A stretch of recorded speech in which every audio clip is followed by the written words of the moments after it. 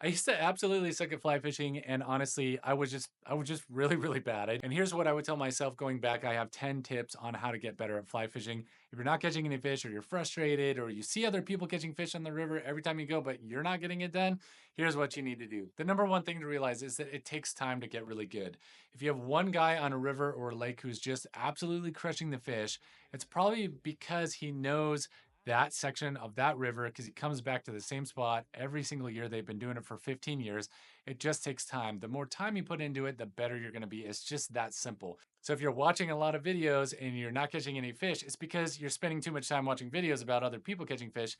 Get out there yourself and you're going to catch more fish. And talk to people while you're out there. Be friendly. Go up and ask people like, hey, I'm learning how to fly fish. I'm not really that good at this. Would you mind if I could just ask you 3 questions about what you're using, or maybe I could see your fly really quick, or could you give me some advice? That's probably the best way that I've gotten better at fly fishing, is just talking with other people, and it's opened my eyes tremendously. The flies that are using just look awful, but they work really well. And so now I have a better fly box because I talk to other people. Number two is to experiment with things. And this is the second, this could be the number one tip, but this comes in at number two because people will catch a fish in one location and they'll stay there the rest of the day and they will never move and they'll never catch another fish. The fish have either moved, you've spooked the fish, the hatch is over, or that section of the river is just no good anymore, or the time of the day is just bad. It's just the hatch is off. So now you need to move a little bit, move down, and cover a little bit different of water, but change something up one variable at a time. I wish I would have known this sooner because if you go to a spot and you don't catch anything in 10 minutes, change one thing. Usually that's your fly. If that's not it, change the weights. If you're in a river, it's almost always you're not catching fish because you're not deep enough. Trout sit on the bottom like over 90% of the time, like right on their bellies are touching the bottom of the river. They don't want to get eaten by birds of prey. They don't want to be bothered by other fish. They're just sitting in their hole and they don't move very far left or right, up or down. But when a hatch comes, they're going to be moving up and down and you can see them, they're splashing and you can see there's some definite activity. But if you don't know, but you just need to change up what's working. One of the best situations you can be in is during a situation where there's a hatch and the bugs are coming off and you can see the fish because you can put your fly in front of them and you can see if your presentation is working. You see your fly go by, you see the fish come up and refuse it, you know that something's wrong. It's usually the size of your fly. Don't keep casting over and over and over because I can promise you that fish is not going to eat. If he refuses it one time, he's going to refuse it again. So change things up. That is the number two tip that I have. Number three, and I wish I knew this earlier, don't wade past your knees. There is no situation in fly fishing that you need to wade up past your knees. And a lot of people are going to say, well, you can't get to the other side of the river. I can promise you, I've done this long enough. The other side of the river is no better than this side of the river that you're fishing on. I made a mistake. I almost drowned. I was on the Yellowstone River. I had worked in the park. I actually worked in Yellowstone Park so I could fly fish. I was fly fishing almost every other day, and I loved it. And I was on the Yellowstone River, and I had waders that were like up to the hip, and I thought the other side of the river is going to be better for some reason than this side of the river. And so I crossed the river, my waders filled up, and I couldn't go up or down. I was just sitting there treading water, panicking, and I literally almost drowned. My waders were completely filled with water. Had I slipped, I probably wouldn't be here making these videos. So don't assume that the other side of the river is any better than this side of the river, and you don't need to go past your knees in almost any circumstance. It is better to get better at casting than it is to just cast a little bit farther or move to a location where you can get a better angle at where you want to go. Um, I've heard too many fly fishing. I've heard too many fly fishermen drown because their waders fill up with water. It's a real thing. A lot of times too is like you're standing on some rocks. The Deschutes River is actually really dangerous for this reason. You're standing on rocks. There's a big hole there, and you're not paying attention. You lose your balance. You kind of sink into that hole, and then your waders fill up, and then you're in big, big, deep trouble. So it's not necessarily 100% of the time being in water below your knees, but also just be very, very careful. My point is, you don't need to get super deep and cold in that water. Plus, it's really cold. Some of these tailwater rivers, like the Missouri River in Montana, it's cold. It's cold water. You don't need to go past your knees. The next thing is that you don't need the best equipment to start. Just get any equipment. Go on eBay, buy some used equipment. Just figure out what you like, what you don't like. You don't need the world's best reel, the best line. You don't need brand new fly line. You don't need the world's fanciest fly rod. You can do those things and those will give you confidence when you go out and fish. And it's kind of fun in the off season, just buying a new pair of golf clubs or something like that. But you don't need the best equipment to get started. So don't go overboard on just spending all your money on all this equipment. And then you're like, man, I don't actually get out and fish more than like a couple times a year anyways. Kind of a waste of money in my opinion. Just start with whatever you have and then slowly build on that. A really nice quality reel would be really, really nice. But if you spent all your money on wading boots, which I don't have a real big need for expensive wading boots, then you can't afford that reel. And the reel, in my opinion, is far more important to have a quality reel than your wading boots. So just that helps you prioritize. Hopefully, this helps you prioritize that just a little bit more. The next thing is that your leader and tippet is not very important. Just keep it simple 9 foot, 4X. Stick with that. If you're fishing for trout, you'll catch trout anywhere in the world with that setup. You do not need to go any lighter than that. One of the problems that I see is that people are out on lakes, for example, and they're playing these fish. The weather is hot. The lake is not very oxygenated. So what that means is that it's hot out there. There's less oxygen for these trout to breathe. You're playing these really big fish on this light tippet. You're taking like 20 minutes to bring it in. You're bringing it up out of the water. That fish may swim away, but as soon as you turn your head, it's going to turn on its belly and it's dead. It's going to float up and the birds are going to eat it.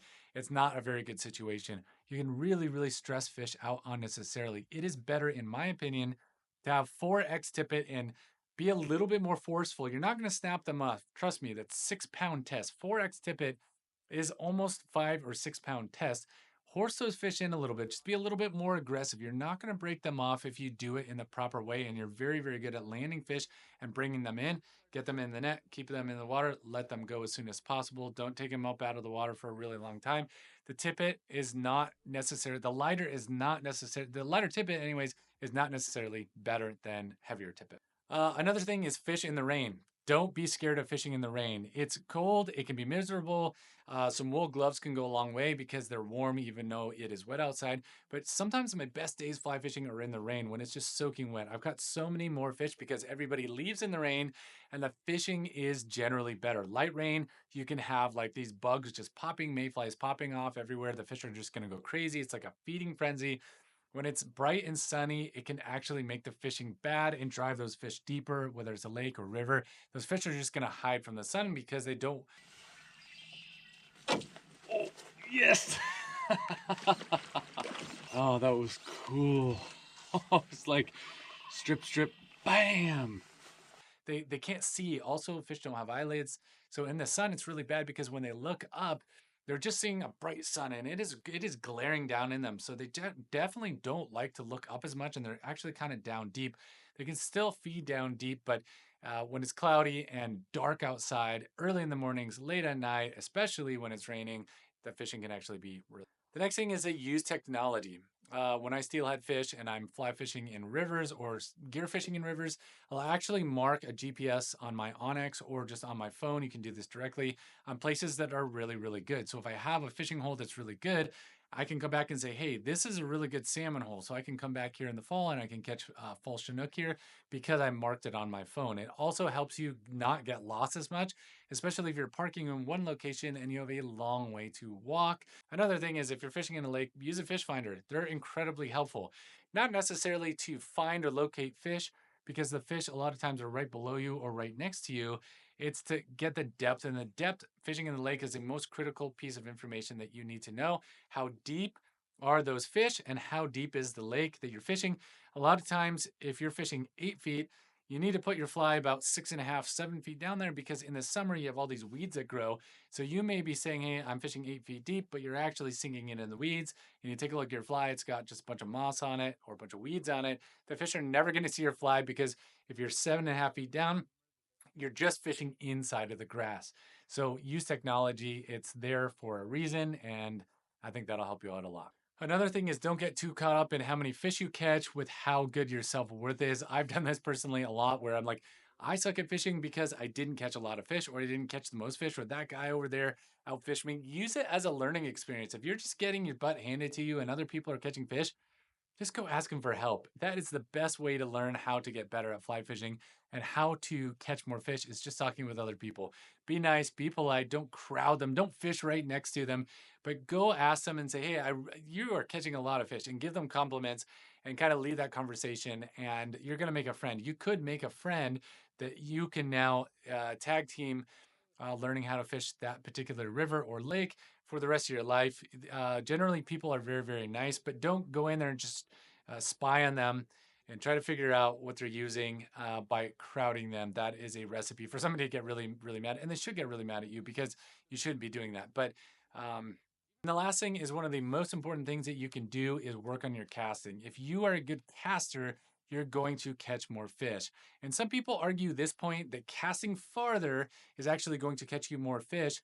I can give you an example when I fish lakes. The farther that you can catch, you're going to catch more fish just simply because in a lake, fish are generally spread out. They hold in some areas a little bit more than others, but if you're in an area and they're evenly spread out within a 100-yard diameter or even 100-yard radius, it is really difficult if you can only cast 25 feet or 20 feet in front of you. You're still going to catch fish, but if you want to cover more water, you are generally going to catch exponentially more fish because the fly is going to go in front of more fish than somebody who can't cast that far. Also, if you have a windy day or windy conditions, if you can't cast very well, or you can only cast 20 feet, now in the wind, you're going to be casting 10, 15 feet, which is even shorter, and your fly is going to end up way over here. So you're going to cast here, and the wind is going to push it over here. So being able to punch through the wind is a good skill to learn. So work on your casting, even when you're not on the lake. Go in your backyard, go in your front yard. Cast, I wouldn't recommend in the street, but go to a city park or a local park. Just practice casting. It's not weird to be practice casting. People think it's actually pretty cool. Get good at casting and then get good at mending. That's another topic for another video. But if you're good at casting, in my opinion, you're going to be a better fly fisherman, and that's going to help you catch more fish. And it's a good place to learn. Just because you're not catching fish doesn't mean that you can't build those skills on becoming a better fisherman. And then you get to the river, you can cast well, the wind isn't a big deal, you know what flies to use, and you have all these skills, you put them together, and now you're catching fish way faster and better than you ever did before. So hopefully you learned a lot about this video. I wish I would have learned these, and I wish I would have watched this video when I was younger. I would have learned how to become a better fly fisherman better and faster. And hopefully you can benefit from this like I would have when I was younger. So hopefully if you have any comments, if you have any comments about this or things you want to add, please leave them in the comments. I read all these and I respond to them and I learn from them, and other people can learn from you. So if you want to add something I didn't add, like number 11 or 12 or 13, please leave it in the comments below, and don't forget to subscribe, and I'll see you in the next video.